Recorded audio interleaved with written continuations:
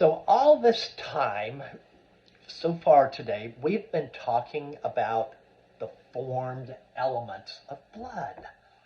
All this time we've been talking about the cells in the blood. But remember, blood is a liquid, so it's the cells plus plasma. Plasma is the liquid portion of the blood.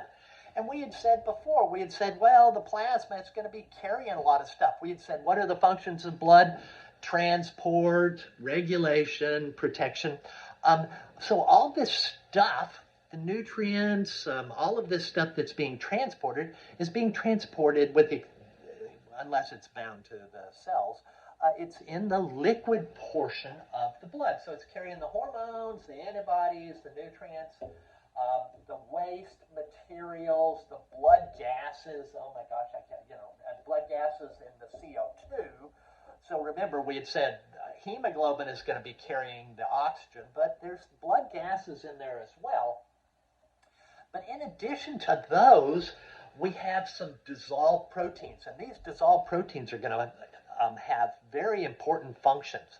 So again, we always sort of have to look back historically to how people have been studying blood for a long time, even before we had any molecular techniques and so forth. So what they would do is they'd look at this blood plasma and they'd say, well, we've got this protein. I can extract all the protein in this blood, and then they had a technique called electrophoresis, where they could separate it out.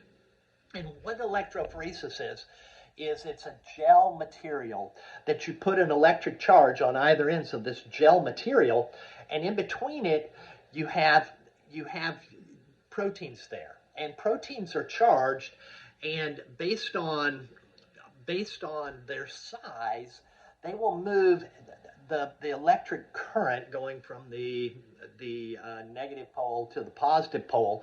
The flow of the electricity will move the proteins towards the positive pole, but the smaller ones go faster through the gel than the medium size and the really big ones. So what they did is someone came up with this idea. Let's divide these proteins up into 3 different categories. We're gonna say the little bitty ones, the ones that move really fast, we're gonna call them albumins. We love that name. I don't know about that. But anyway, they call them albumins. I'm sitting here talking to myself. What do you expect? So we have the albumins are the little ones, and they move the fastest. And then we had the ones in the middle, and they said, kind of like a glob. I don't know why they named them that, but they called them globulins. And then the ones that were the really big ones that moved really slow, they said, we'll call them fibrinogens. Okay, so we have 3 categories of proteins, serum blood proteins that are in circulation. And so now, with modern techniques, we say, okay, what do these things do? Well, it ends up, the albumins, those little ones, the albumins are there to carry water-insoluble materials in the circulatory system. So if you think about it, the blood is mostly water. You've eaten like bacon, and you say, oh my Lord, I hope I don't gain weight because I've eaten all this fat. Well, how do you get the fat into your body if it's repelled by water?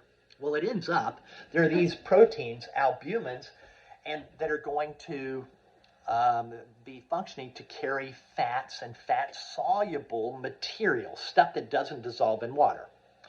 So that's the function of these. Now, with the globulins, we have alpha, beta, and gamma globulins. Well, it ends up, the alpha and beta globulins, they do the same darn thing as the albumins. They carry water-insoluble materials in the circulatory system. The fat-soluble vitamins, all of that kind of stuff. The gamma globulins. What are the gamma globulins? These antibodies. So we had said the B cells are going to be producing proteins that are out there fighting infection. Well, that's them. So the gamma, so the alpha and beta, they do the same things, globulins do the same thing as albumins. Gamma globulins, they are the antibodies that have been secreted by the B cells. Now, the fibrinogens, these really big ones, at the very first of this section, I said, look at those fibers in this blood clot, in that very first image in this slide package. The fibers themselves are fibrin. And where does fibrin come from? It comes from fibrinogen. Now, fibrinogen is soluble. It's dissolved in the water. It's not a fiber. It's a protein that's there that can become a fiber. And so fibrinogen becomes fibrin, and it's going to play a very important role in blood clotting.